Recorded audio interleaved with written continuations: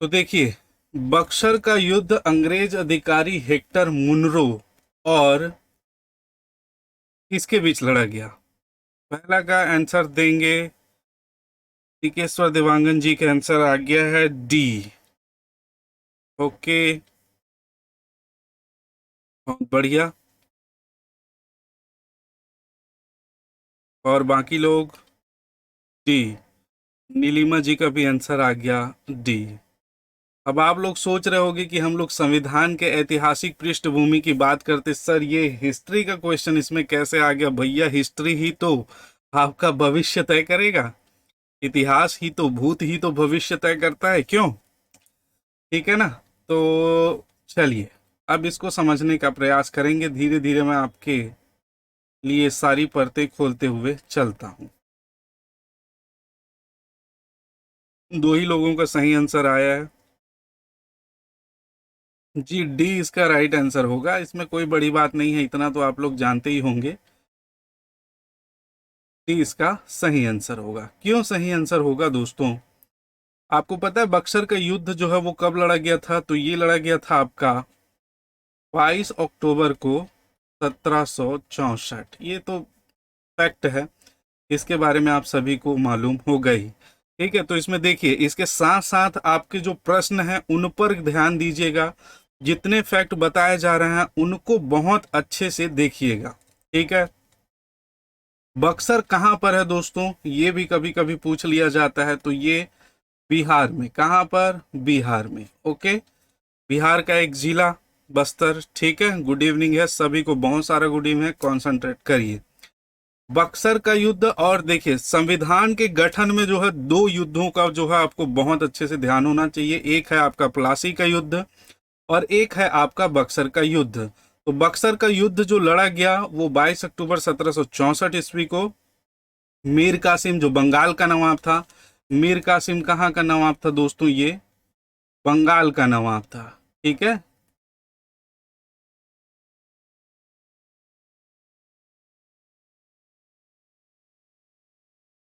ये बंगाल का नवाब। शुजाउद्दौला जो है वो अवध का नवाब था। अवध का नवाब। और शाह आलम जो है वो मुगल बादशाह था। ठीक है, इन तीनों इन तीनों का जो है दोस्तों किससे हुआ था युद्ध?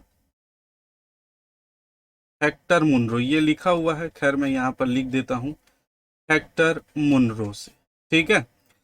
अब जी 1757 प्लासी का युद्ध, बहुत बढ़िया। तो मैं वही बता रहा था।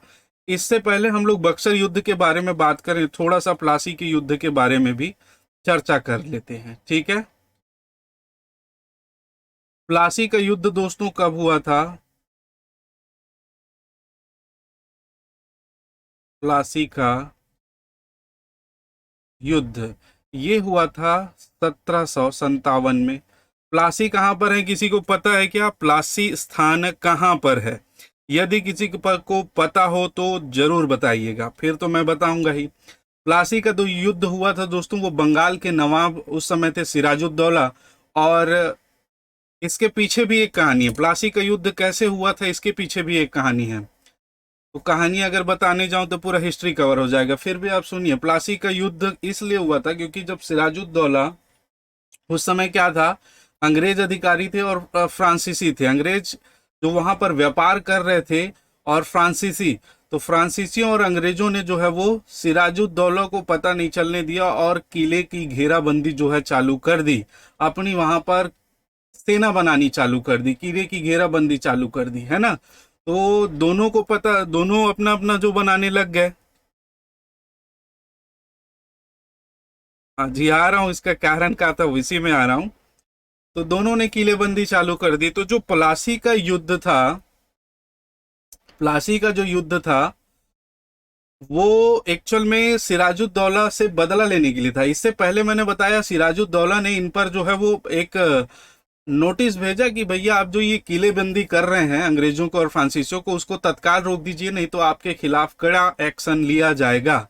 ठीक है, तो फ्रांसीसी तो उसकी बात को समझ गए, लेकिन जो है अंग्रेज नहीं समझे। इसलिए क्या किया, सिराजुद्दौला ने उसके जो फोर्ट विलियम था कलकत्ता का, वहां पर आक्रमण कर दिया और वहां से दोस्तों 146 बंदियों को, जो ब्लैक होल की घटना जो इसके बारे में हम लोगों ने पिछली क्लासेस में चर्चा की हुई है, ब्लैक होल को 18/15, कई जगह लिखा है 18/14, जो भी है, उस कमरे में 146 लोगों को डाल दिया गया था। 2 दिन बाद खोला गया और उसके बाद फिर जो हाल हुआ था, 123 लोगों की जान गई थी।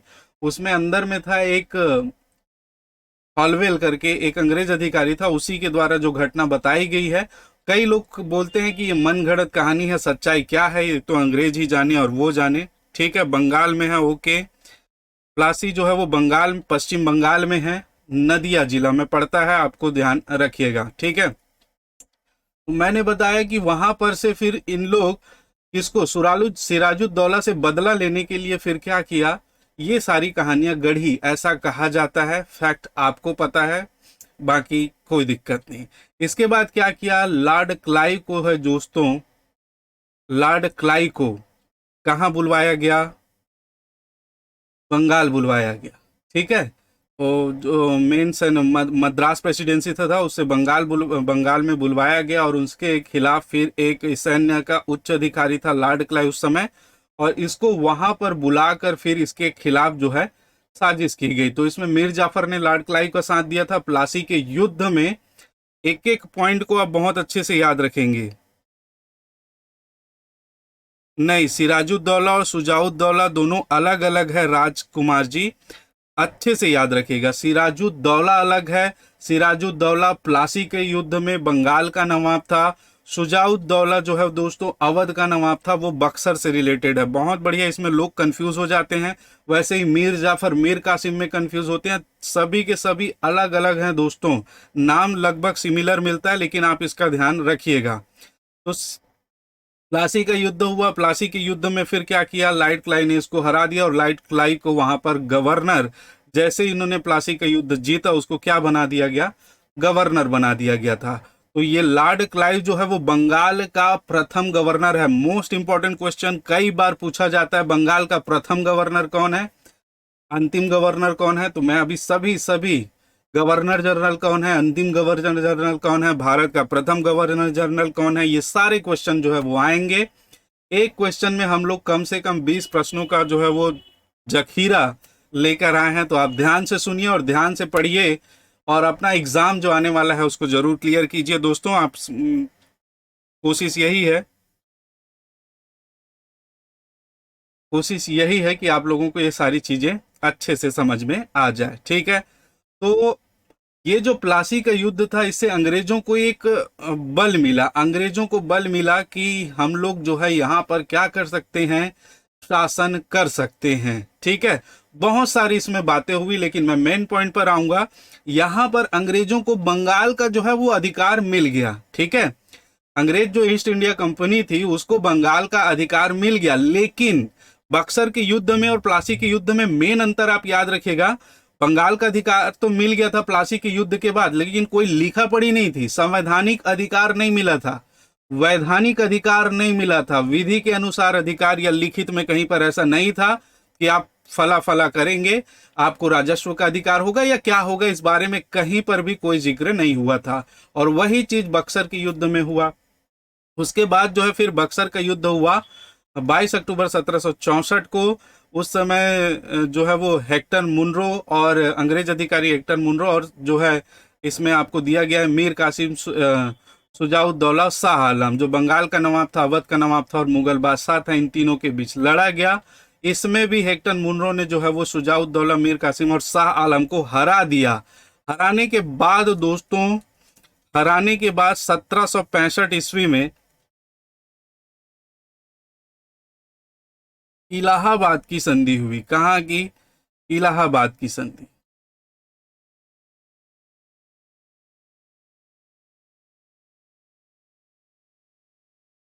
ठीक है, इलाहाबाद की संधि लॉर्ड क्लाइव और शाह आलम के बीच हुआ, शाह आलम द्वितीय जो है उसके बीच हुआ इलाहाबाद की संधि। ठीक है, इलाहाबाद की जो संधि हुई 1765 ईस्वी में, उसमें क्या कहा गया, तो इलाहाबाद की संधि सबसे पहले किसने की थी? तो लॉर्ड क्लाइव, इस समय याद रखिएगा, बहुत जरूरी है।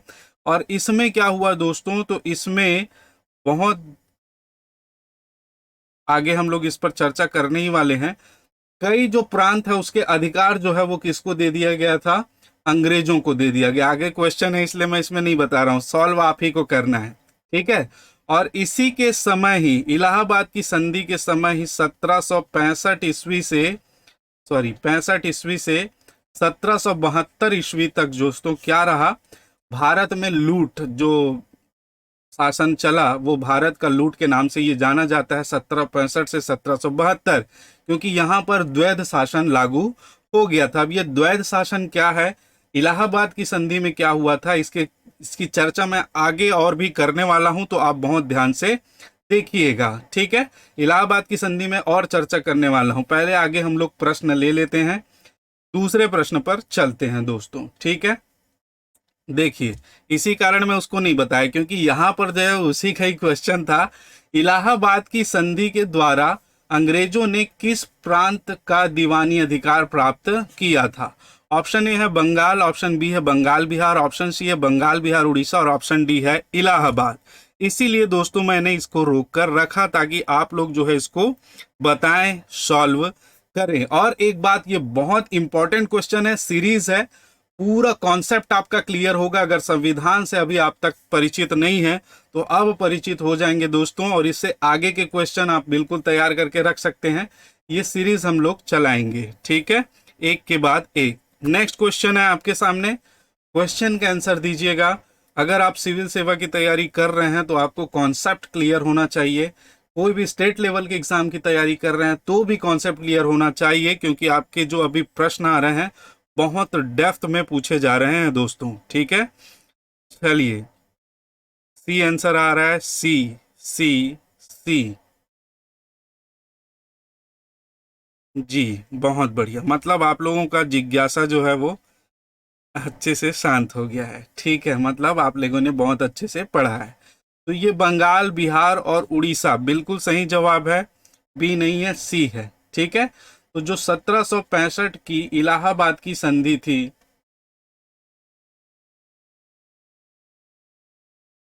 इसमें दोस्तों 1765 से भारत का लूट का जो शासन चला, बहुत सारा लूट खसोट मचा कर रखा हुआ था, वो क्या था तो उसको समझिएगा, ठीक है। इलाहाबाद की संधि में बंगाल बिहार और उड़ीसा का जो है दीवानी व राजस्व, दीवानी मतलब राजस्व का जो अधिकार किसको मिल गया दोस्तों? अंग्रेजों को मिल गया। ईस्ट इंडिया कंपनी, अंग्रेजी ईस्ट इंडिया कंपनी को मिल गया था, ठीक है। और यहाँ पर 1765 से 72 के बीच द्वैध शासन चला। द्वैध शासन जो होता है दोस्तों, अधिकतर हम लोग देखेंगे, आगे भी देखेंगे आप लोग, द्वैध मतलब दो दो प्रकार से जो शासन हो रहा है, दो विधियों द्वारा जो शासन हो रहा है वो द्वैध शासन है। तो दो लोग शासन कर रहे हैं, एक अंग्रेज और एक जो है मुगल बादशाह, ठीक है। तो यहाँ पर इनको जो अधिकार दिया गया था कि जो भारतीय, एक तो दोनों की विधियां इन लोगों के ऊपर थोपी गई, वो तो ठीक है, नियम कानून वगैरह चल मान लिया जाए कि थोड़ा सा इनका भी नियम मान ले कि भाई ऐसा ऐसा करेंगे, और थोड़ा सा अंग्रेजों का भी नियम मान लेंगे। मेन जो इंपॉर्टेंट चीज होती है राजस्व, तो इनको ऊपर दो प्रकार का कर थोपा गया। एक कर है जो सीधा अंग्रेजी ईस्ट इंडिया कंपनी को, अंग्रेजों को दिया जाएगा, और दूसरा जो कर है वो किसको दिया जाएगा? मुगल बादशाह को दिया जाएगा, ठीक है। यहां भी एक और कंडीशन लगा दिया गया कि अगर मुगल बादशाह को जो कर दिया जाता है, जो टैक्स दिया जाएगा, उसमें 81% जो है वो किसको देगा? अंग्रेजी ईस्ट इंडिया कंपनी को देगा। मतलब इन लोगों ने दोस्तों पूरा लूट मचाकर रख दिया था, सारा चीज लूट ले। मतलब बंगाल उस समय सबसे रईस, कह लीजिए अमीर जो है वो शहर था, और इन 7 सालों में 72 तक सबसे गरीब शहर हो गया था। इतना लूट खसोट करके इन लोगों ने क्या कर लिया? खून चूस लिया था दोस्तों, ठीक है, याद रखिएगा। तो बंगाल बिहार उड़ीसा का दीवानी अधिकार इनको मिला। इसके बाद क्या हुआ?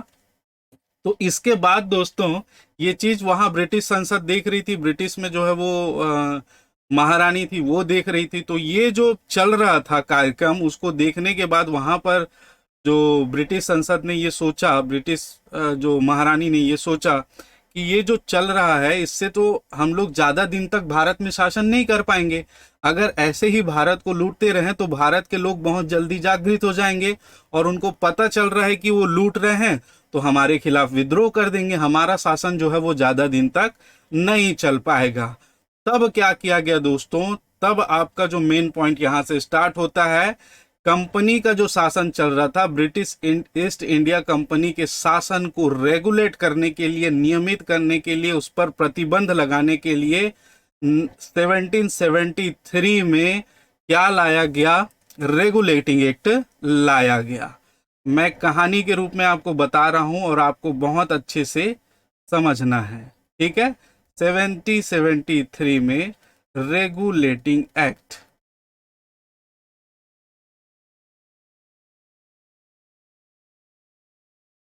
रेगुलेटिंग एक्ट लाया गया। क्लियर है? यहां तक मेरे ख्याल से सभी लोग को क्लियर होगा, ठीक है। ये याद रखिएगा, अंग्रेजों द्वारा भारत के लिए बनाया गया यह प्रथम कानून, प्रथम लिखित कानून था। पॉइंट डाल के लिखेंगे, इसको लिखते जाएंगे दोस्तों। जिसको पता है बहुत अच्छी बात है, नहीं तो आप जो है वो इसको लिखते जाइए। क्या? अंग्रेजों द्वारा भारत के लिए बनाया गया प्रथम लिखित कानून था दोस्तों।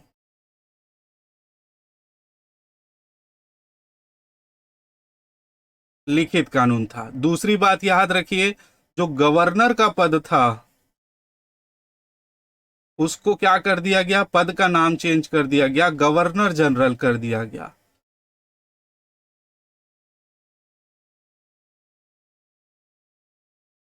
ठीक है। तो गवर्नर के पद तो बहुत सारे थे, बहुत सारे मतलब मद्रास प्रेसिडेंसी थी, बॉम्बे बम्बई प्रेसिडेंसी थी। ठीक है, तो ये तो बम्बई का गवर्नर भी था और मद्रास का भी गवर्नर था। फिर क्या हुआ, तो ये जो बंगाल का गवर्नर था सिर्फ उसी का पद चेंज किया गया। बंगाल के गवर्नर को अब गवर्नर जनरल कहा जाने लगा। ठीक है, बंगाल के गवर्नर को क्या कहा जाने लगा, गवर्नर जनरल कहा जाने लगा। क्लियर है? और ये गवर्नर जनरल, बंगाल के गवर्नर जनरल के अंदर जो है वो मद्रास का गवर्नर और बंबई का गवर्नर जो है उसके अंदर आ गए, मतलब उसके अधीन अब कार्यरत, कार्य जो है करने लगे। क्लियर है? क्लियर है यहां तक? तो सूचित करिएगा, अगर कोई दिक्कत होगा तो बताइएगा। ठीक है, इसके बाद आगे चलें दोस्तों, तो आगे हम लोग बात करेंगे इस अधिनियम में क्या हुआ। तीसरा, तीसरा जो है सर्वोच्च न्यायालय।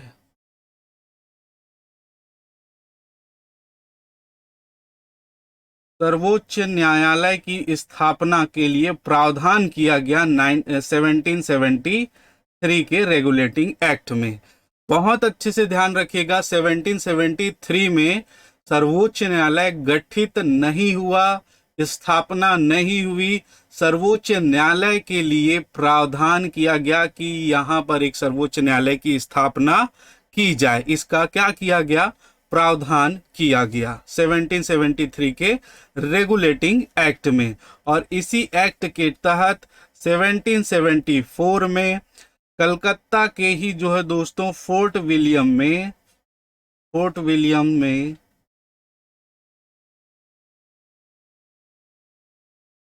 क्या किया गया, एक सुप्रीम कोर्ट, सर्वोच्च न्यायालय का क्या किया गया, स्थापना किया गया, गठन किया गया। ठीक है, और यहां पर जो ये सर्वोच्च न्यायालय का जो ढांचा था, स्ट्रक्चर था, उसमें एक चीफ जस्टिस था सीजेआई और तीन इसके अन्य न्यायाधीश थे। ठीक है, तीन अन्य न्यायाधीश थे, ध्यान रखिएगा, एक सीजेआई, तीन अन्य न्यायाधीश। तो टोटल इसकी बॉडी में कितने जज थे, चार जज थे। और जो प्रथम जज थी इस मतलब सर्वोच्च न्यायालय की जो प्रथम जज थी वो थी लॉर्ड एलिजा इम्पे। अब ये लॉर्ड वर्ड आप लगाते रहिए, मुझे तो बिल्कुल पसंद नहीं है। इम्पे अगर नाम ही लिख रहा हूं उतना ही बहुत है इन लोगों का। ठीक है, तो इनकी जो प्रथम मुख्य न्यायाधीश थी वो कौन थी, Lord Elijah Limpey, Impey sorry. Clear है यहाँ तक? तो मेरे ख्याल से मैंने इसमें बहुत सारा चीज जो है वो आपको डिटेल में बता दिया है। चलिए आगे चलते हैं, आगे और भी प्रश्नों के माध्यम से मैं सॉल्व करने वाला हूं, बहुत सारी चीजें आने वाली हैं। ठीक है, चलिए नेक्स्ट क्वेश्चन देखेंगे। भारत में ब्रिटिश ईस्ट इंडिया कंपनी के शासन के समय कानून निर्माण का कार्य किसके द्वारा किया जाता था? बहुत बढ़िया प्रश्न है। तीसरा प्रश्न आप बताएंगे, भारत में ब्रिटिश ईस्ट इंडिया कंपनी के शासन के समय कानून के निर्माण का कार्य किसके द्वारा किया जाता था? क्वेश्चन नंबर 3 आपके सामने है।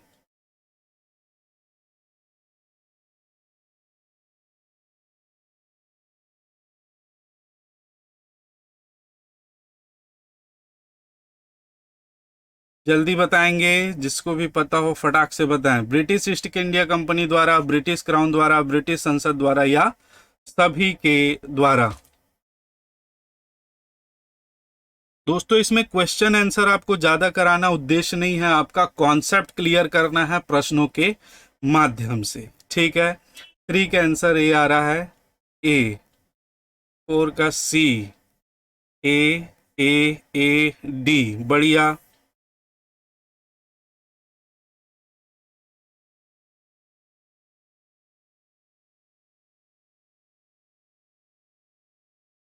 चलिए बहुत बढ़िया। तो यहाँ पर 2 ही लोगों का आंसर सही दिखा मुझे, सी। यहाँ पर दोस्तों याद रखिएगा बहुत अच्छे से, जब ईस्ट इंडिया कंपनी यहाँ पर राज कर रही थी तो कानून जो है वो खुद नहीं बनाती थी। बहुत बढ़िया प्रश्न है। ठीक है, याद रखेंगे, कंपनी तो शासन कर रही थी, कानून वो स्वयं नहीं बनाती थी। कौन बनाता था? ब्रिटिश संसद बनाता था। ठीक है, और लागू कौन करवाता था? तो जब तक ब्रिटिश ईस्ट इंडिया कंपनी थी 1857 तक, तब तक ये लागू करवाती थी। उसके बाद जब ब्रिटिश क्राउन या ब्रिटिश ताज या ब्रिटिश महारानी, कुछ भी कह लीजिए, जब उनका जो शासन अपने अंडर ली, तब ये लागू करवाने लगी। ठीक है, तो इसका निर्माण का कार्य कौन करता था? ब्रिटिश संसद करता था। ऑप्शन सी इसका सही आंसर होगा। विशेष रूप से ध्यान रखिएगा, इसीलिए इस प्रश्न को मैं लाया हूं, ताकि आपको ये कॉन्सेप्ट जो है वो बहुत अच्छे से क्लियर हो जाए दोस्तों। ठीक है, और मेरे ख्याल से समझ में आ रहा होगा। चलिए नेक्स्ट, 1773 के रेगुलेटिंग एक्ट के संबंध में कथन पर विचार करें। देखिए, कथन पर विचार करें, और आपको ये कथन, इससे संबंधित बात तो मैंने पूरी डिटेल आपको बता दी है दोस्तों, आपको बहुत अच्छे से पता हो गया होगा अब। यह अंग्रेजों द्वारा भारत में बनाया गया प्रथम लिखित कानून था। बंगाल में गवर्नर पद का नाम गवर्नर जनरल किया गया। इस अधिनियम के द्वारा 1773 में सर्वोच्च न्यायालय की स्थापना की गई। इस अधिनियम के द्वारा ब्रिटिश कर्मचारियों को निजी व्यापार करने की छूट प्रदान की गई। नेक्स्ट क्वेश्चन है क्वेश्चन नंबर 4, आंसर बताइएगा। देखिए यहाँ पर जो पढ़ने वाले सीरियस बच्चे हैं वो रहें, उनको बहुत लाभ होगा दोस्तों, और जिनको नहीं रहना है तो फिर उनका कुछ नहीं हो सकता है। ऐसे प्रश्नों में जल्दबाजी ना करें, ध्यान से पढ़ के उत्तर दें।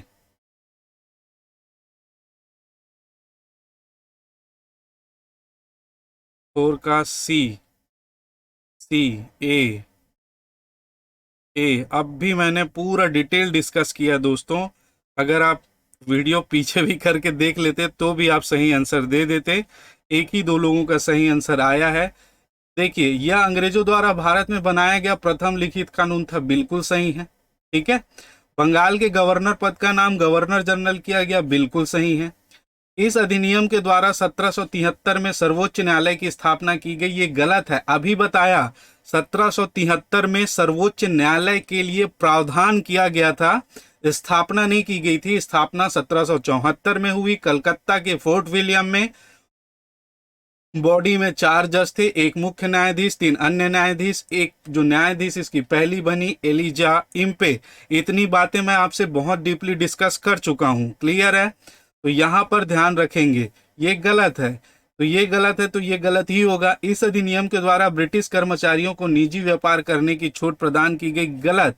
बल्कि इस अधिनियम के द्वारा जो ब्रिटिश कर्मचारी थे उनको क्या किया गया, प्रतिबंधित किया गया कि आप उपहार नहीं ले सकते, उपहार नहीं ले सकते, रिश्वत। उस समय मैंने बताया कि जो 65 टू 75 का पीरियड था दोस्तों, इसमें बंगाल को पूरा इन लोगों ने निचोड़ दिया था, खून चूस के खा गए थे, पी गए थे। ठीक है, तो इसलिए क्या हुआ कि इन्होंने कहा कि अब आप थोड़ा इसको ढील दें। ठीक है, तो व्यापार करने की छूट को जो इन लोगों ने प्रतिबंध किया था। दूसरा, उपहार नहीं ले सकते। तीसरा, रिश्वत। अब इन लोग उपहार आज भी चलता है, आप लोग देखे होगे, रिश्वत लेने कहीं भी जाओ, कोई बड़ा सा अगर काम है तो अधिकारी क्या कहते हैं, भैया एक तो कार गिफ्ट कर दीजिए। तो ये उपहार भी रिश्वत का ही एक माध्यम था जो उस समय से चले आ रहा है। और मेरी तो इच्छा है कि आप डीसी बने, आप अधिकारी बने, आप एबीओ में सेलेक्ट हो, आप जिस पोस्ट में भी सेलेक्ट हो। अब कहिएगा पटवारी में तो रिश्वत नहीं चलता है सर, तो आप जानते हो, बहुत अच्छे से पता है। ठीक है, मैं सभी के सभी को पूर्णतः नॉलेज है। और आप बने तो कृपा करें कि ईमानदारी से अपना क्या करेंगे, काम करेंगे दोस्तों। उसी में ही भलाई है, वही फलता है, जीवन की सच्चाई है। अगर आप लोग थोड़ा भी अपने अपने जो इष्ट को मानते हो, अपने अपने देव जिसको भी मानते हैं आप लोग, तो थोड़ा सा आप सच्चाई को रखते हुए मर्यादा में रहकर काम करें, आप सभी सफल हों और जीवन की सर्वोत्तम ऊंचाई को प्राप्त करें, यही मेरी कामना है। तो यहाँ पर ये गलत है, उनको उपहार लेने, रिश्वत लेने से क्या किया गया, मना किया गया था। तो इसका आंसर जो हो जाएगा दोस्तों, 1 और 2 सही। बाकी 73 के रेगुलेटिंग एक्ट के संबंध में मैंने पूरी डिटेल, जितनी जानकारी आपको चाहिए थी, आपको मैंने बता दी है। ठीक है, अगले प्रश्न पर चलते हैं। बंगाल के अंतिम गवर्नर जनरल कौन थे? नेक्स्ट क्वेश्चन आपके सामने है। बंगाल के अंतिम गवर्नर जनरल कौन थे?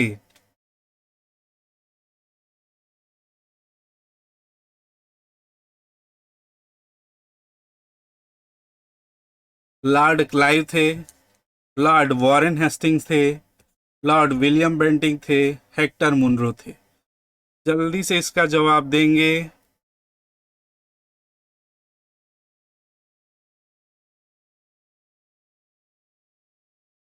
सी, बी, बी, बी, बी, सी,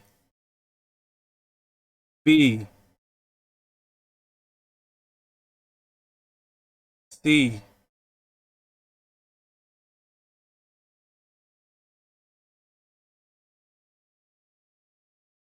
चलिए, बहुत बढ़िया, बहुत सारे लोगों का सही आंसर आया है।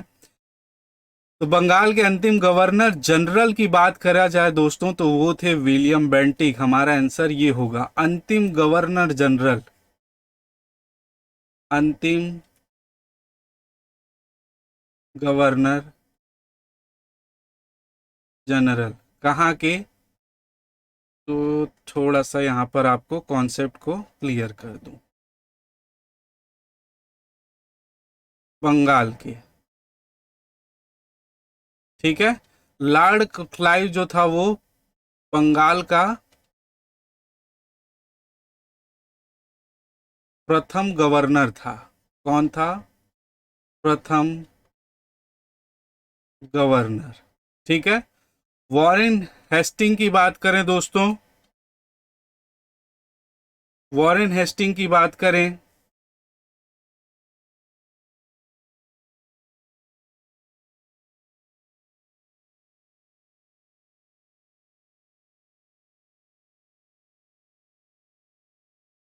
देखिए लॉर्ड विलियम बेंटिंक यहां पर बंगाल का अंतिम गवर्नर था, प्लस ये भारत का जो है वो प्रथम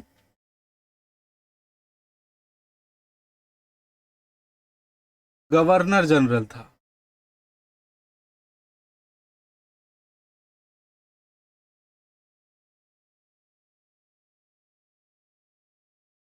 ठीक है, तो इसको भी ध्यान रखेंगे, भारत का प्रथम गवर्नर जनरल। और बंगाल का अंतिम गवर्नर कौन था? ये प्रथम गवर्नर, ये आ गया हमारा अंतिम गवर्नर। ठीक है, वॉरेन हेस्टिंग जो था वो अंतिम गवर्नर था, ध्यान रखेंगे, इसी में सारा चीज समझा दे रहा हूं। देखिए, लॉर्ड क्लाइव प्रथम गवर्नर, अंतिम गवर्नर पूछेगा वॉरेन हेस्टिंग, प्लस प्रथम गवर्नर जनरल पूछेगा कहाँ का, बंगाल का, प्रथम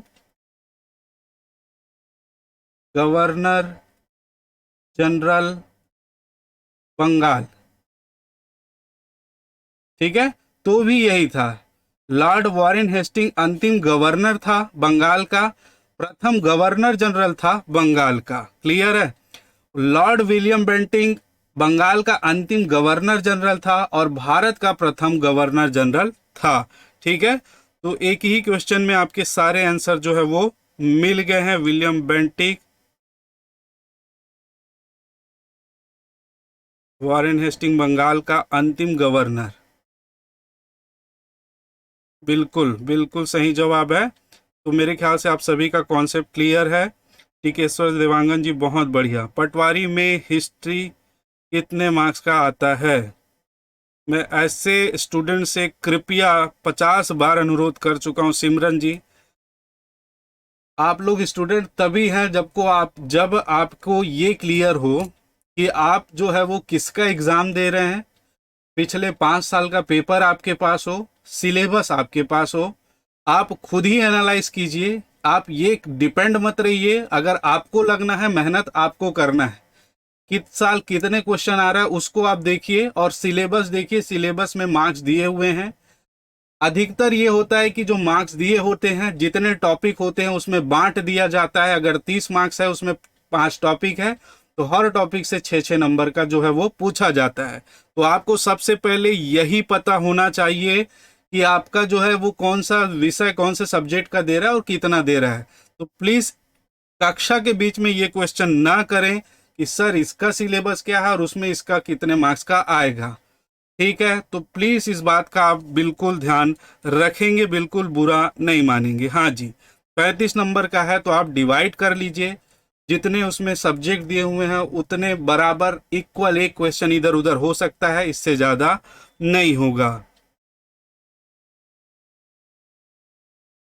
ए और बी दोनों प्रथम थे क्या? भाई यहाँ पर मैं क्या लिखा हूं, बंगाल का प्रथम गवर्नर, कंफ्यूज मत होना, यहीं से क्वेश्चन उठता है। बंगाल का प्रथम गवर्नर है और ये अंतिम गवर्नर है, और ये गवर्नर जनरल है। मैं गवर्नर जनरल की बात कर रहा हूं, यहां पर गवर्नर की बात कर रहा हूं, यहां पर गवर्नर की बात कर रहा हूं। ठीक है, ए और बी दोनों अलग अलग है। ठीक है, तो इसको आप ध्यान रखिएगा। तो लॉर्ड विलियम बेंटिक बंगाल का अंतिम गवर्नर जनरल और भारत का प्रथम गवर्नर जनरल बना। आगे हम लोग इस बारे में और भी बात करेंगे, आप निश्चिंत रहिए।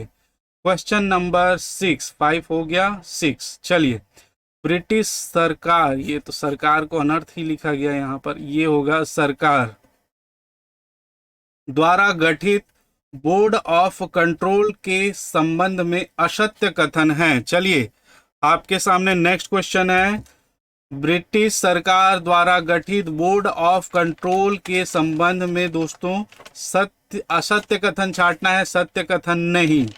ठीक है, तो बताइए कौन सा कथन जो है वो असत्य है। गर्मी बहुत ज्यादा है, बड़े ध्यान से पढ़ें, आराम से पढ़ें, फिर उत्तर दें।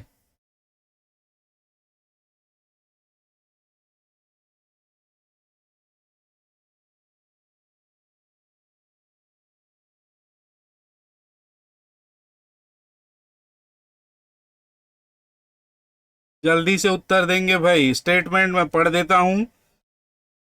बोर्ड ऑफ कंट्रोल को व्यापारिक और राजनीतिक मामलों में नियंत्रण की शक्ति प्राप्त थी। बोर्ड ऑफ कंट्रोल को ब्रिटिश भारत के सभी नागरिकों के नियंत्रण व अधीक्षण की शक्ति प्राप्त थी। सी, बोर्ड ऑफ कंट्रोल को ब्रिटिश भारत के सैन्य, सरकार व राजस्व गतिविधियों के नियंत्रण व अधीक्षण की शक्ति प्राप्त थी। और डी है सभी। आंसर, अरे बहुत सारे आ गए, बी, ए, बी, ए,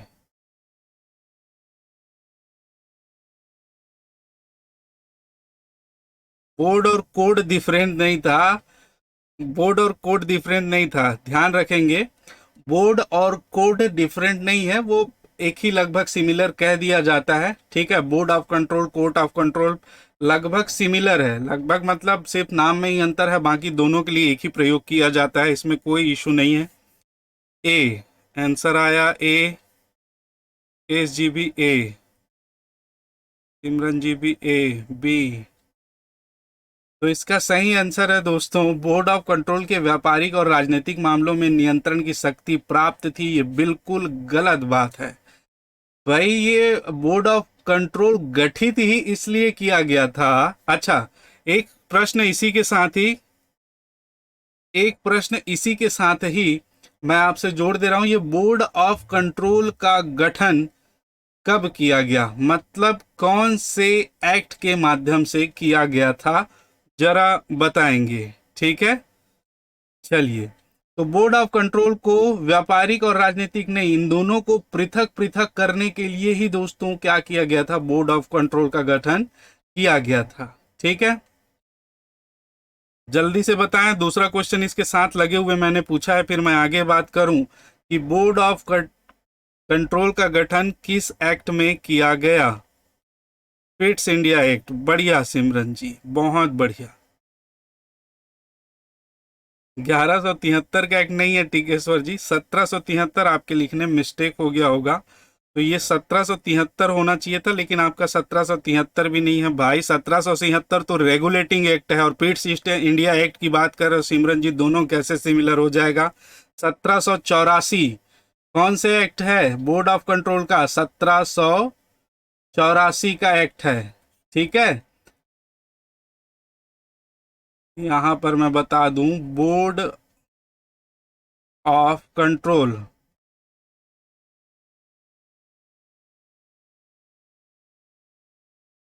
बोर्ड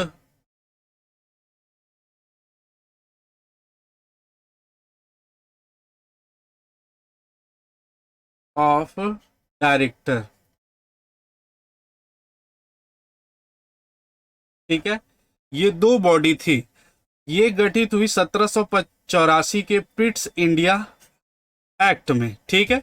इसके नाम पिट्स इंडिया एक्ट क्यों पड़ा था, तो इसके संबंध में मैं बता दूं, तत्कालीन जो उस समय पीएम थे ब्रिटेन के, ब्रिटिश जो पीएम थे दोस्तों, वो थे, उनका नाम था विलियम पिट्स, उसी के नाम पर ही इस एक्ट का नाम पिट्स इंडिया एक्ट पड़ा था। क्या पड़ा था, पिट्स इंडिया एक्ट पड़ा था, ठीक है। और इसी में जो है वो बोर्ड ऑफ कंट्रोल का गठन किया गया, क्यों किया गया, राजनीतिक और व्यापारिक मामले को अलग अलग करने के लिए किया गया था। इसको पिट्स इंडिया एक्ट नहीं, गलत है सिमरन जी। 1784 को पिट्स इंडिया एक्ट कहते हैं, ध्यान रखिएगा। 1773 रेगुलेटिंग एक्ट है, नियामक अधिनियम कहा जाता है, हिंदी में, शुद्ध हिंदी में रेगुलेटिंग एक्ट को नियामक अधिनियम कहा जाता है। उसके माध्यम से भी पूछा जा सकता है, तो आप क्या करेंगे, एक बार इंग्लिश वाला देख लेंगे, इंग्लिश में आपको मिलेगा रेगुलेटिंग एक्ट, हिंदी में आपको मिलेगा नियामक कानून, ठीक है। बोर्ड ऑफ कंट्रोल, इसको आप कह सकते हैं हिंदी में नियंत्रक मंडल, नियंत्रक मंडल, और इसको आप कह सकते हैं संचालक मंडल,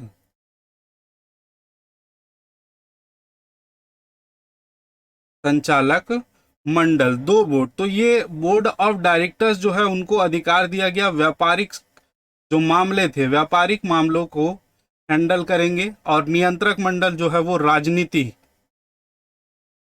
राजनीति को।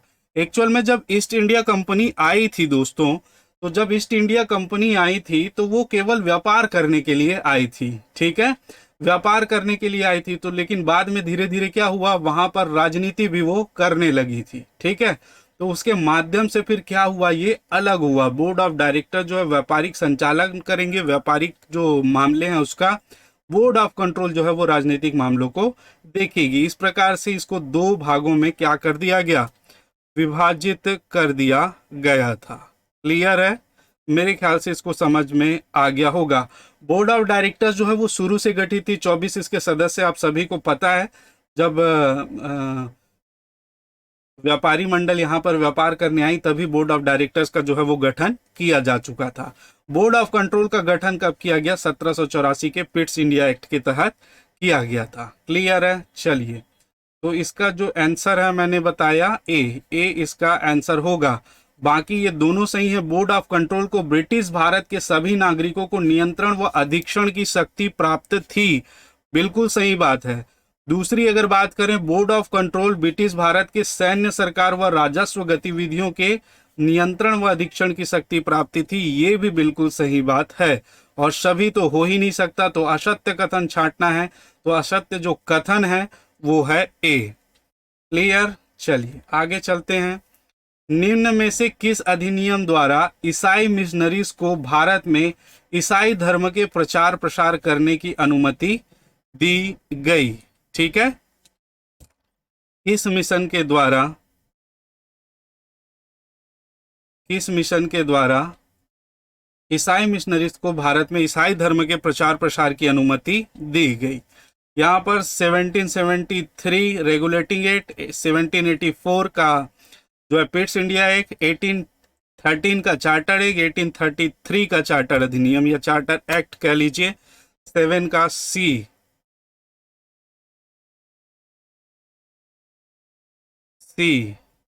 इसका लगभग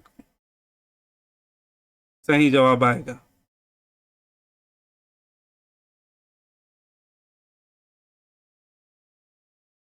अच्छा, मैं नहीं देख पाया होऊंगा सिमरन जी, बिल्कुल अगर ये आंसर दी हो तो बहुत अच्छी बात है।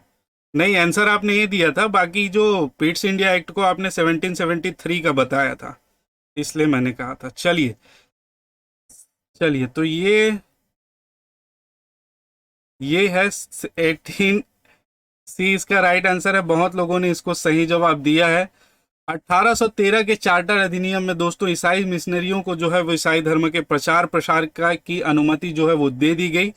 और यहाँ पर एक याद रखेंगे, ब्रिटिश ईस्ट इंडिया कंपनी को का जो व्यापारिक एकाधिकार था उसको समाप्त कर दिया गया।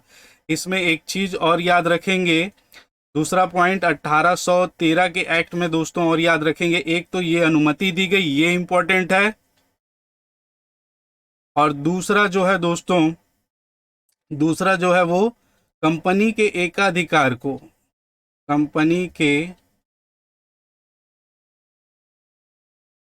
व्यापार में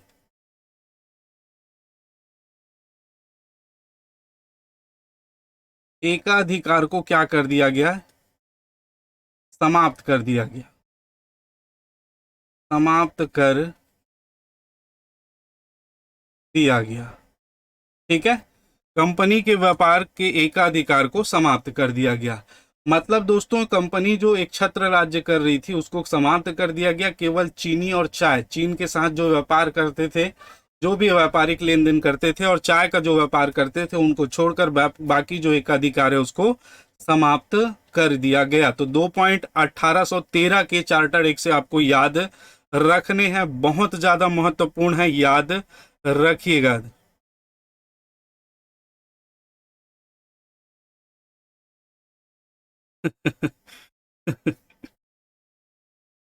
ठीक ठीक ठीक, हम लोग इधर धर्म की लड़ाई में नहीं जाने चाहते। भारत जो है वो पूरा क्या है, अभी उसी में भिड़ा हुआ है, कौन किसके धर्म को क्या बोलता है उसी में, मैं इसमें नहीं जाना चाहता। मेरा विचार कुछ अलग है दोस्तों, स्वतंत्र विचारधारा का हूं मैं। हाँ, तो मैं उसमें नहीं जाना चाहता। ठीक है, हाँ जी, एस कुमार साहू जी, बिल्कुल वही बात मैं कर रहा था। चलिए आगे बात करें हम लोग। नेक्स्ट है, निम्न में से किस अधिनियम के द्वारा भारतीयों को प्रशासन में शामिल होने का अधिकार दिया गया? नेक्स्ट क्वेश्चन आपके सामने है, निम्न में से किस अधिनियम के द्वारा भारतीयों को प्रशासन में शामिल होने का अधिकार दिया गया? जल्दी से बताएंगे। हिंदी चीनी भाई भाई, जी जी बिल्कुल सही है। हिंदी चीनी भाई भाई, लेकिन मानते थोड़ी हैं उन लोग। लोग तो घुसे पड़े हैं, सारा भाई हमें ही दे दो ऐसा वाला है। चलो खैर, वो अपनी राजनीतिक है, पॉलिटिकल है। सर मैंने CGSI का फॉर्म भरा है, क्या GS की क्लास ले सकती हूँ यहाँ से? बिल्कुल ले सकते हो, क्यों नहीं ले सकते हो, बिल्कुल ले सकते हो भाई। 1833 S कुमार साहू जी का आ गया, सिमरन जी का भी आ गया 1833। वाह, फुल्ली कॉन्सेप्ट क्लियर, क्या बात है। चलो, तो ये जवाब सही आ गया दोस्तों इसका 1833 के चार्टर अधिनियम। डी आंसर यहाँ पर सही है। ओनली अलाउ बट कुछ, ठीक है। तो ये याद रखिएगा, चार्टर अधिनियम 1833 का। अब इसमें क्या क्या बातें हुई थी दोस्तों, एक बार उसमें नजर डाल लें। इसमें जो 1833 में जो बंगाल का गवर्नर जनरल का पद था, किसका? बंगाल के गवर्नर जनरल का पद।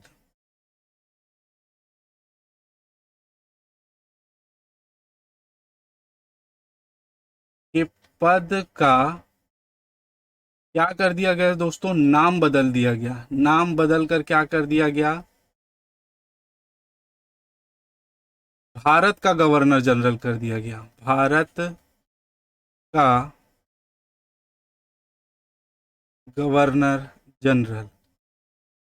और भारत का प्रथम गवर्नर जनरल कौन था, इस संबंध में मैंने अभी बात आप लोगों से की थी। ठीक है, इस संबंध में मैंने अभी आप लोगों से बात की थी, विलियम बेंटिक। बहुत बढ़िया, बहुत बढ़िया। टिकेश्वर जी आज बहुत बढ़िया जवाब दे रहे हैं, विलियम बेंटिक।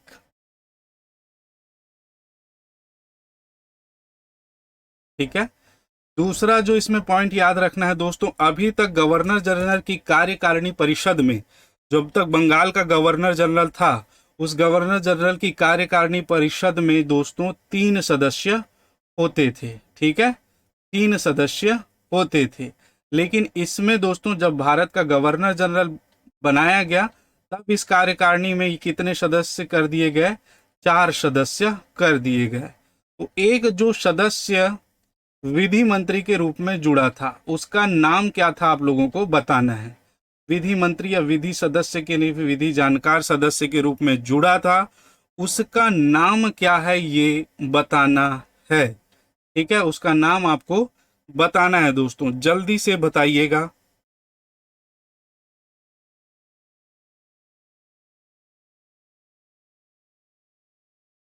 जल्दी से बताएंगे। 3 सदस्य पहले थे बंगाल के गवर्नर जनरल की कार्यकारी परिषद में, उसके बाद चौथा सदस्य की एंट्री हुई, तो वो चौथा सदस्य विधि मंत्री के रूप में जुड़ा, विधि के जानकार सदस्य के रूप में जुड़ा। और उसका जो है वो नाम क्या था, जल्दी से बताने का प्रयास करें। आपके आंसर की प्रतीक्षा है दोस्तों। नो आइडिया सर जी, बिल्कुल बढ़िया, अच्छा जवाब।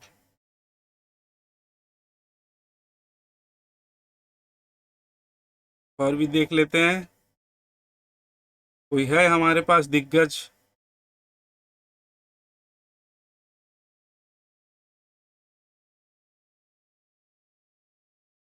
अरे कोई आंसर ही नहीं आ रहा है भाई। हम्म। चलो कोई दिक्कत नहीं। तो ये जो चौथा सदस्य जुड़ा था दोस्तों, तुक्का, एकदम करेक्ट तुक्का है सिमरन जी, एकदम करेक्ट तुक्का। ये था लॉर्ड मैकाले। कौन था ये? Lord Macaulay. एकदम सही तुक्के में पहुंचे। ठीक है, जो चौथा सदस्य जुड़ा था वो था लॉर्ड मैकाले। सच्चिदानंद सिन्हा नहीं था भाई, लॉर्ड मैकाले। हाँ, लॉर्ड मैकाले ही था। और इसी को ही फिर सिविल सर्विस की समिति के लिए 1953 के अधिनियम में अध्यक्ष बनाया गया।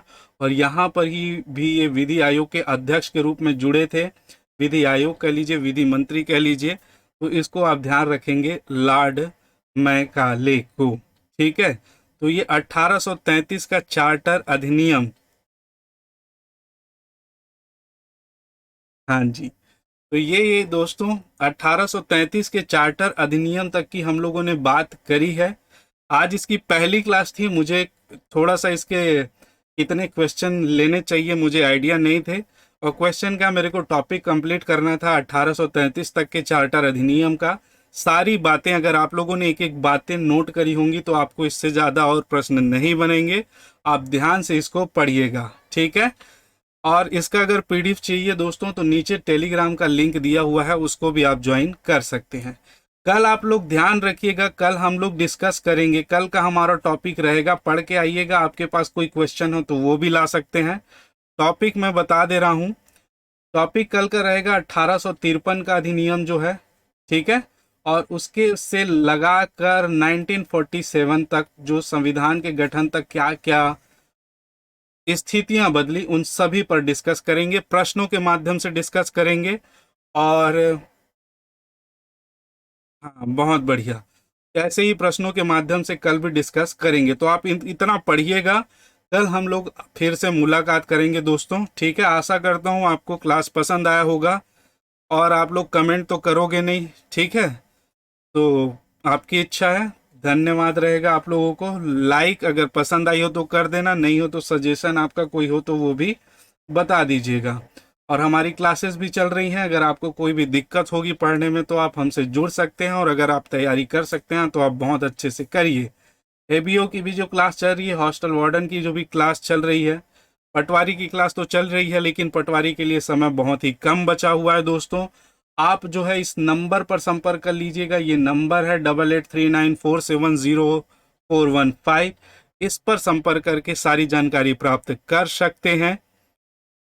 बस इतना ही क्वेश्चन, इतना ही क्वेश्चन नहीं, बस एक क्वेश्चन नहीं, मैंने पूरा टॉपिक कंप्लीट किया है सिमरन जी। क्वेश्चन को मत देखिए, मैं 1833 के चार्टर अधिनियम तक सारी जानकारी जो है पूरा क्लियर कर दिया हूँ। क्लियर है, क्वेश्चन मत देखिए। क्वेश्चन मेरा एक सिर्फ आपसे डिस्कस करने का बहाना है, आप जुड़े रहो इसका बहाना है। मेनली जो है आपसे टॉपिक कंप्लीट करना है। कल भी वैसे 8 से 10 क्वेश्चन रहेंगे, लेकिन 1833 से लगाकर 1853 से लगाकर भारत का जो है वो स्वतंत्रता तक के जितने भी गतिविधियां थे उन सभी में हम लोग डिस्कस करेंगे। हाँ बिल्कुल, आप मेरे से कॉल में बात कर सकते हो, कोई इशू नहीं है, बिल्कुल कर सकते हो, ठीक है। कोई इशू नहीं है, मेरा स्वागत है सभी को। धन्यवाद। तो कल आप लोग फिर से मिलिएगा, कल फिर से हम लोग डिस्कस करेंगे। तब तक के लिए आप सभी को शुभ रात्रि।